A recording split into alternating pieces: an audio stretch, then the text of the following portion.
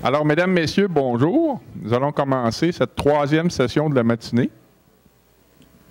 Alors, il me fait grand plaisir d'accueillir M. Jean-François Ducré-Robitaille et Mme Alexandra Bastien, tous les deux du ministère des Affaires municipales et de l'Organisation du territoire. M. Ducré-Robitaille travaille depuis 2009 au ministère. Il est statisticien de formation. Il est autodidacte et il a rapidement acquis une expertise en géomatique et en diffusion web pour représenter les phénomènes statistiques. Et depuis, il continue d'explorer le monde géomatique et ses possibilités, notamment en coordonnant différents travaux en lien avec l'info nuagique. Tout à fait pertinent ce matin. Il a, entre autres, participé activement au développement de territoires, pour lequel il était responsable de l'infrastructure technologique et du navigateur cartographique. Madame Bastien détient un baccalauréat en génie géomatique et travaille au ministère depuis 2006 comme conseillère en géomatique. Après avoir notamment coordonné de nombreux dossiers de partenariat, elle participe actuellement au développement d'applications en lien avec la géomatique et a fait partie de l'équipe pour la mise en place de services de web diffusés dans un environnement d'info nuagique. Alors, Madame, Monsieur. Merci. Donc, bonjour. Bienvenue à notre conférence traitant de notre perspective sur l'info sur le nuage, sur l'info nuagique, donc tel que nous l'avons vécu. Donc, la présentation va se dérouler selon 3 grands volets. Donc, tout d'abord, on va faire une mise en contexte. Nous ne sommes pas seuls dans ce projet-là. Donc, on va un peu expliquer, dans le fond, notre situation au MAMO, pourquoi on envisageait des solutions sur le nuage. Le projet, en tant que tel, s'est déroulé selon 2 volets. Donc, on va vous présenter en détail les 2 volets et on va vous laisser sur nos impressions, notre perspective sur le nuage. Donc, tout d'abord, il faut savoir que le MAMO est imparti au Centre de services partagés du Québec, donc CSPQ. Donc, tout ce qui est bureautique, réseau, infrastructure est tout au centre, au CSPQ, pardon, sauf on a conservé une autonomie dans nos serveurs virtuels et pour le développement de nos solutions géomatiques. Parlant de solutions géomatiques, une qui est somme toute assez connue et récente, Territoire. Donc, pour ceux qui sont moins familiers avec Territoire, ça se divise en 3 volets. Donc, le cœur, c'est la bibliothèque virtuelle qui regroupe environ 100 000 documents sur l'aménagement et de nombreux plans. On a ajouté un volet navigateur qui permet d'aller visualiser le PPAT, donc le portrait en aménagement du... Pardon. Je respire. Donc, le portrait provincial en aménagement du territoire. Donc, c'est vraiment une couche de données là, qui permet de représenter le contenu en vigueur des schémas d'aménagement. Et là-dessus, il y a à peu près une 50aine de thématiques qui viennent compléter l'information, en plus d'une couche, de contexte, un fond de carte, et aussi de nombreuses orthophotographies qui ont été acquis en partenariat depuis plusieurs années. 3e volet, le guichet de téléchargement en libre service. Donc, c'est vraiment un lieu où l'ensemble de l'information géographique qui se retrouve dans le territoire peut être téléchargée selon une personnalisation propre à l'organisation. Donc, pour compléter cette offre de service, on a envisagé, bon, il y a 2 grands enjeux. On aimerait, bon, depuis plusieurs années, on a collectionné, dans le fond, de nombreuses images et on voudrait exploiter une historicité. Sauf que, bon, ces collections d'images-là représentent c'est une grande taille, donc on nécessite des grandes capacités de stockage, mais grande capacité de stockage, c'est aussi des coûts. Donc, c'est notre premier volet qu'on aimerait explorer. Ensuite, on aimerait aussi offrir le PPAT en service web. Donc, le PPAT, comme je disais, c'est une mise à jour quotidienne parce qu'on veut vraiment représenter le contenu en vigueur au fur et à mesure qu'il, bien sûr, entre en vigueur. Et il y a différents délais légaux qui sont attachés au rendement des avis des différents partenaires. Donc, la façon de l'obtenir présentement, c'est soit en le consultant directement dans le navigateur ou encore en téléchargement. Par contre, ce n'est pas nécessairement tout le monde qui a à accéder au niveau de détail. Donc, on aimerait avoir un service web qui permet aux différents partenaires de le consulter à travers même leur application. Donc, la question, est-ce que le nuage peut répondre à ces deux enjeux?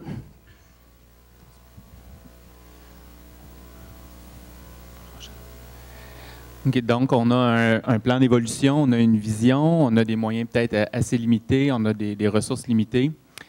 Puis c'est à ce moment-là qu'il y a une opportunité qui se présente. On a le secrétariat du Conseil du Trésor qui est en train de faire de nombreux travaux en collaboration avec les ministères et organismes sur l'info nuagique au gouvernement du Québec. Et eux, pour étoffer leurs travaux, invitent les ministères et organismes à leur soumettre des projets de courte durée qu'ils pourraient financer. Et effectivement, nous, on soumet notre projet. Donc, on a notre plan d'évolution, les deux éléments qu'Alexandra vient de vous parler. Donc, on soumet un projet en infrastructure comme un service. Nous, ce qu'on a besoin, c'est vraiment d'une infrastructure de serveurs, de parties réseau, qui normalement sont au centre des services partagés.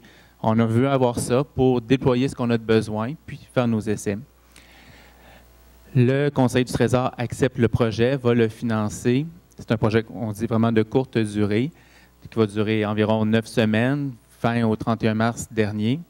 Puis, dans notre projet, on a aussi le CSPQ qui va être un partenaire, vu que ceux qui sont responsables là, de notre informatique, ou du moins d'une bonne partie. Donc, au niveau des responsabilités pour notre projet, on a le Conseil du Trésor qui le finance, puis va assurer un suivi. Donc, il veut bénéficier de l'expérience, puis il veut s'assurer que tout va bien.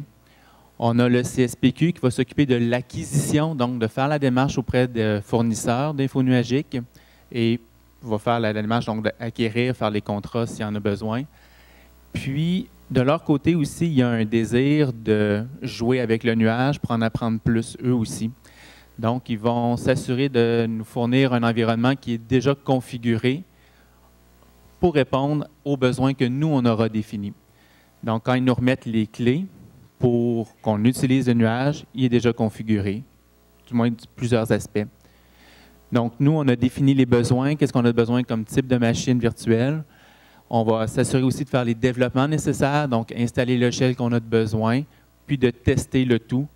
On est aussi allé chercher d'autres partenaires qui vont, on parle de services web pour le PPAT, donc s'assurer qu'on a des partenaires qui vont pouvoir le tester à partir de leur organisation et des utilisateurs, si on veut utiliser dans le territoire, qui vont pouvoir donner leur impression sur les services qu'on offre.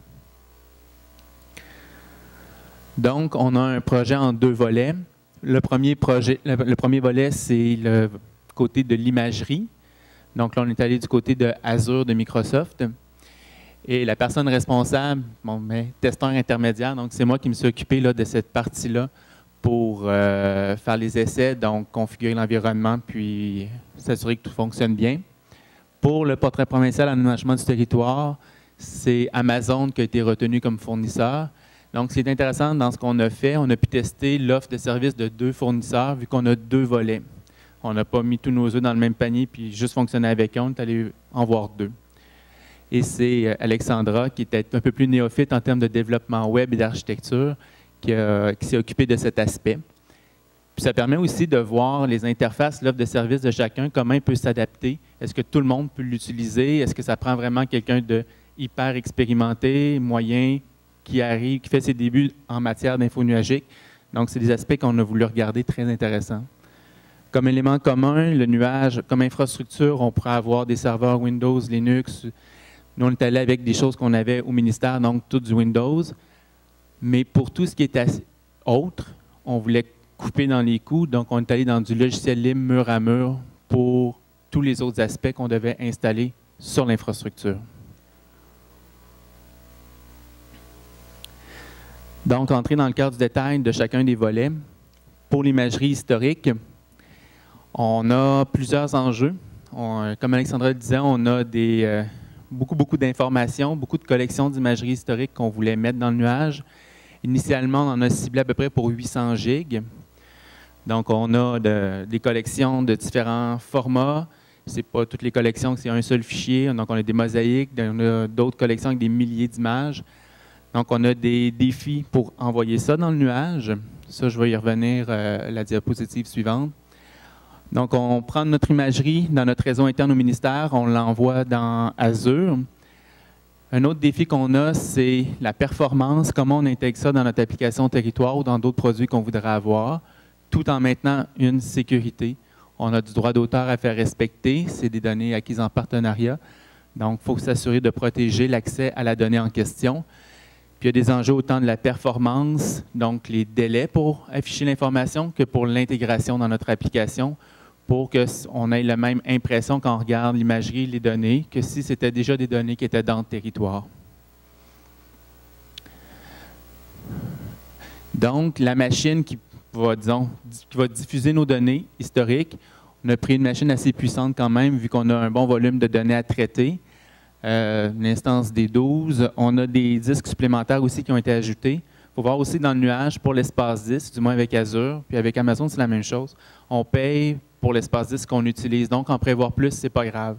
Alors que pour l'instance en question, on paye quand elle fonctionne.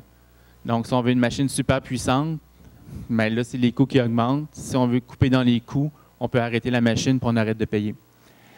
Pour le traitement des images, on a utilisé la librairie GEDAL. Puis pour la diffusion, c'est GeoServer qui a été retenu comme logiciel ouvert pour faire la job.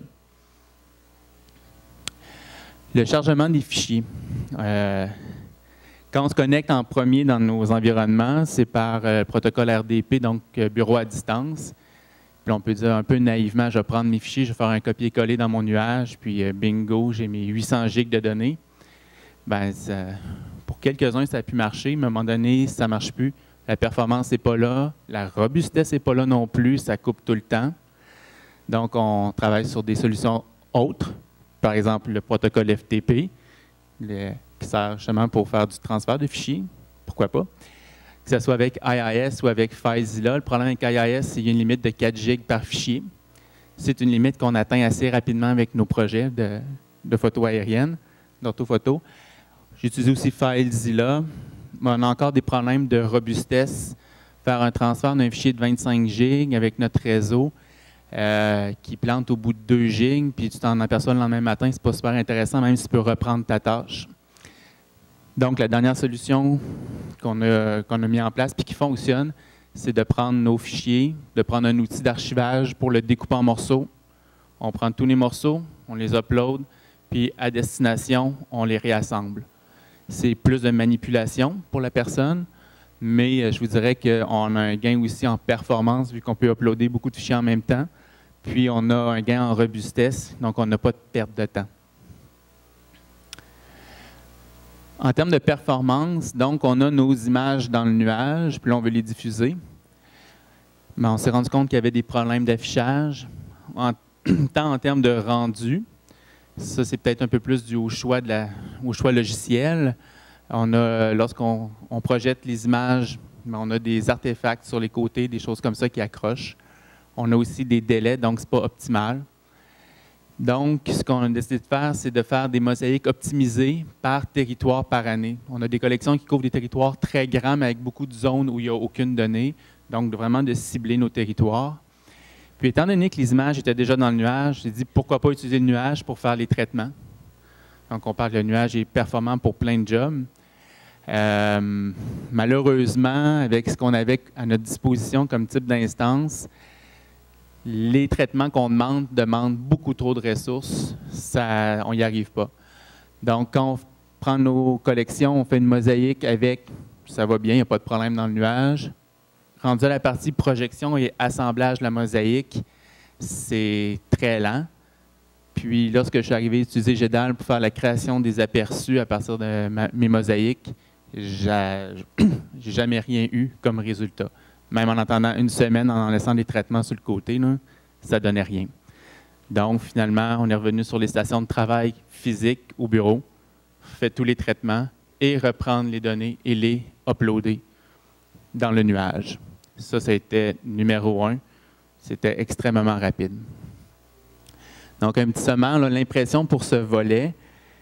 En termes de puissance de calcul, les stations de travail qu'on a achetées l'année dernière, on n'a pas dépensé des dizaines de milliers, là, mais c'est des stations assez performantes. je dirais qu'ils nous ont offert une excellente performance pour faire tout le traitement. Quand on parle d'environnement de territoire, on a déjà un environnement au ministère là, pour diffuser l'information dans le territoire. On ne l'a pas utilisé, puis je pense que ça n'aurait pas pu faire la job non plus. Puis on aurait eu des problèmes aussi avec nos utilisateurs courants de territoire qui auraient eu des performances, de moins bonnes performances pour leur propre utilisation. Le nuage, j'ai mis un plus. J'ai dit, je peux arriver pour certains aspects, mais il y a des capacités d'élasticité, puis on aurait pu explorer peut-être plus, mais on manquait de temps là-dessus. Fait que peut-être qu'on aurait pu arriver à quelque chose, mais dans les temps, ça n'était pas concluant.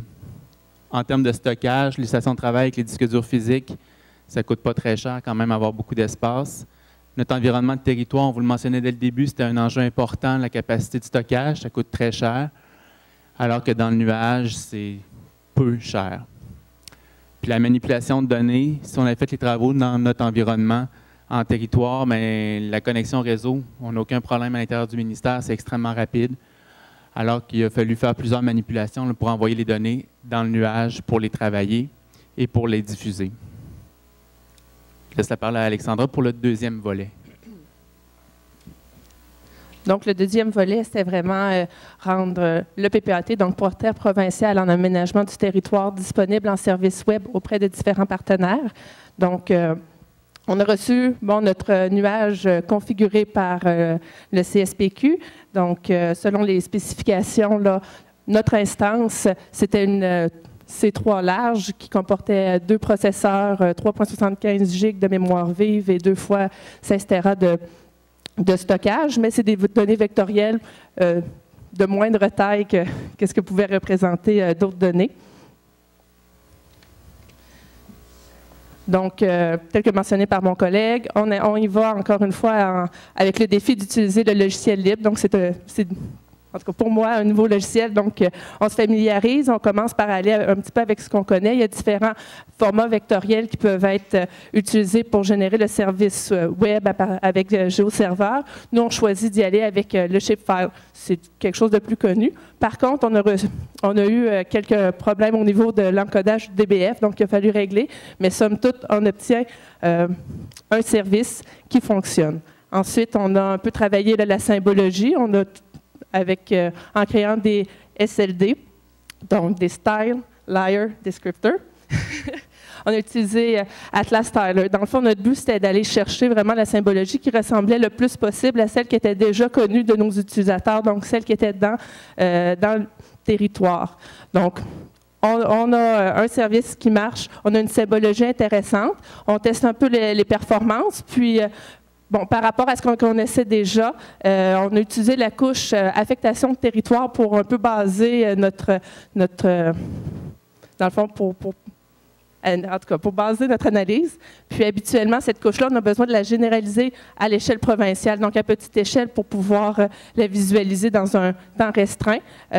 Sans même généralisation, on affiche la donnée à l'échelle provinciale en deçà de 5 secondes, ce qu'on pense, somme toute, là, qui est très intéressant.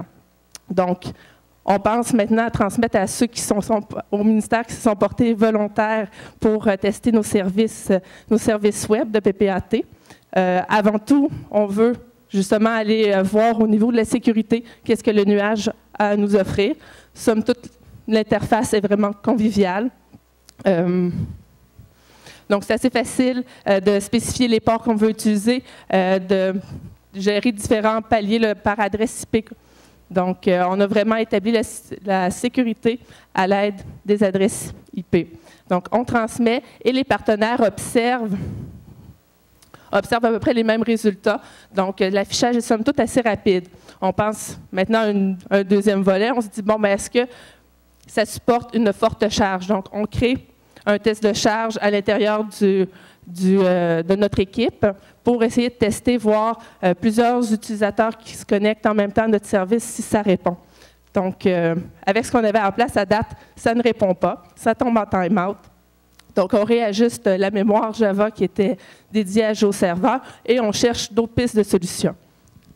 Un de nos partenaires nous a notamment fait part d'utiliser peut-être Postgres avec les index spatiaux pour essayer d'avoir un petit peu une génération plus rapide du service. Donc, c'est ce qu'on fait. On installe Postgres avec plusieurs autres composantes pour travailler. On se familiarise aussi avec ces nouvelles composantes-là. Donc, on arrive encore une fois avec le PPAT très intéressant. On réajuste notre symbologie. Et en plus, on explore un deuxième volet, qui est la localisation des immeubles présentés par usage prédominant.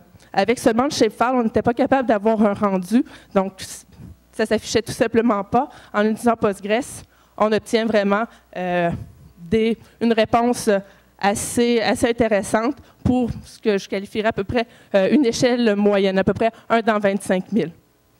Il faut savoir que c'est quand même c'est de la donnée ponctuelle, mais étant donné sa grande quantité d'informations rattachées, c'était quand même relativement plus un défi un peu plus grand.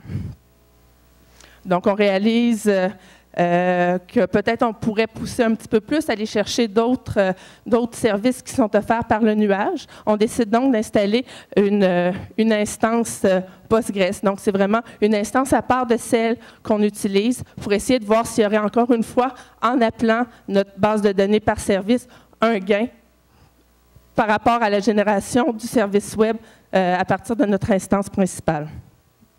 Donc, avec tous ces nouveaux ajouts, on refait un deuxième test de charge à l'interne. Cette fois-ci, c'est somme toute concluant. Il y a des performances, bon, ça reste un petit peu lent, c'est à peu près 20 secondes d'affichage. Donc, il y a encore une optimisation à aller chercher, mais au moins, là, ça s'affiche à forte charge et la localisation des immeubles s'affiche également. Donc, 9 semaines, c'était bien court finalement, mais ce qu'on retient, c'est qu'il y avait une interface assez conviviale. On a pu se repérer assez facilement. Il y avait une abondance de documentation aussi. C'était pas toujours tout qui traitait directement de ce qu'on avait besoin, mais somme toute, on trouvait tout le temps réponse à nos interrogations. Puis, il y avait une bonne agilité au niveau de la sécurité qui constituait l'enjeu principal. Ce qu'on aurait aimé explorer davantage, donc, on aurait aimé peut-être avoir une instance avec plus de processeurs ou peut-être plusieurs instances, puis qu'on répartisse la charge avec un load balancer. Aussi, ce qu'on s'est aperçu en fin de projet, c'est que l'adresse IP avait changé. Donc, ce qu'on utilisait pour charger de données, on utilisait un protocole RDP, puis pour se connecter à la console HTTP. Puis là, nos ports qui avaient été ouverts par le ministère pour pouvoir accéder à notre instance étaient bloqués. Donc, on retient que si on réutilise ce nuage-là, il va falloir vraiment se prendre un nom de domaine. Puis aussi, il y avait des fonctions de monitoring et d'alertage qu'on n'a pas exploitées, mais qui étaient disponibles et qu'on aurait aimé essayer. Donc, François, de la suite. Donc, pour les deux volets, nos impressions, dans le fond, sur l'ensemble du projet, ça a été, selon nous, un franc succès. On est resté à l'intérieur de l'enveloppe budgétaire qu'on avait prévue au tout début. Puis vous savez que pour des projets informatiques, c'est déjà pas mal bien.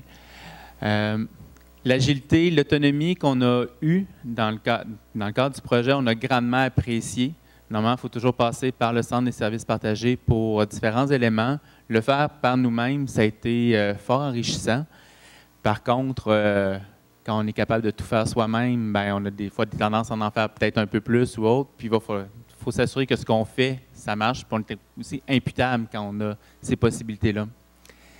Comme vient de le dire Alexandra, malheureusement, 9 semaines, c'est peut-être, somme toute, assez court.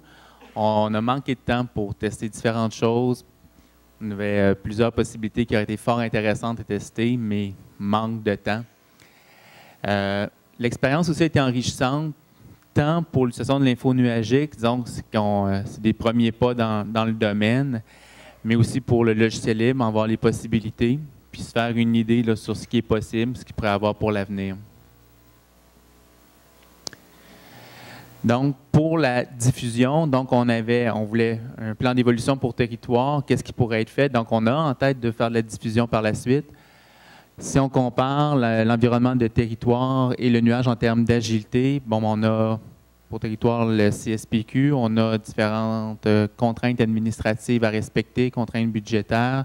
On a des rôles et responsabilités qui sont très encadrés, alors que dans le nuage, on a plus d'agilité. Si on a besoin d'avoir des serveurs de plus, on les prend. Si on veut les arrêter, on les arrête. Donc ça, c'est très bien pour nous. En termes de sécurité, notre environnement de territoire est quand même une coche au-dessus, étant donné qu'on sait que c'est des personnes spécialisées en sécurité. On a tous les coupe-feux gouvernementaux qui protègent notre environnement. Donc, on a une coche de plus par rapport au nuage où on a dû faire nous-mêmes nos éléments de sécurité. On est certain que le nuage est quand même sécuritaire. C'est peut-être plus le côté humain dans notre approche. Donc, ça serait des éléments là, à regarder, de la formation, de l'expérience là-dessus. C'est super intéressant. Puis, on pourrait, c'est des pistes à regarder. Puis en termes de coûts, le territoire fonctionne super bien. On a une très bonne appréciation de nos utilisateurs. Par contre, pour notre plan d'évolution, pour ce qui s'en vient, quand on a les grands espaces de stockage à mettre en place, c'est là que les signes de dollars s'accumulent, alors que dans le nuage, c'est des coûts relativement plus faibles. Donc, ce qu'on retient de tout ça, notre perspective, la performance qu'on a vue, les coûts qu'on connaît, qu'on a pu revoir, qu'on a fait confirmer dans notre projet, ça m'amène à envisager effectivement que le nuage peut être un élément de la solution pour notre plan d'évolution pour territoire. Le nuage, ce n'est pas la réponse à tout, mais pour certains enjeux qu'on a, pour certains éléments qu'on veut mettre dans le territoire, dans notre offre de service, ça vaut la peine de s'y pencher encore plus, de faire d'autres analyses et de voir à l'utiliser dans le futur. Merci.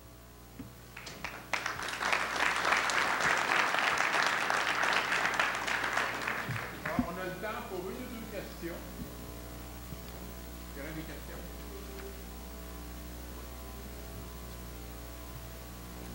Monsieur? Oui, en tant que expert, est-ce que vos données étaient hébergées sur des serveurs au Québec? Non, il était hébergé en Virginie et ailleurs aux États-Unis, dont j'ignore le lieu exact. Mais étant donné qu'on travaillait avec des données qui n'étaient pas sensibles, confidentielles, personnelles, ce sont des données à protéger pour le droit d'auteur, on a jugé qu'on était en mesure et qu'on pouvait les envoyer là. Puis le Conseil du Trésor a été d'accord avec notre démarche.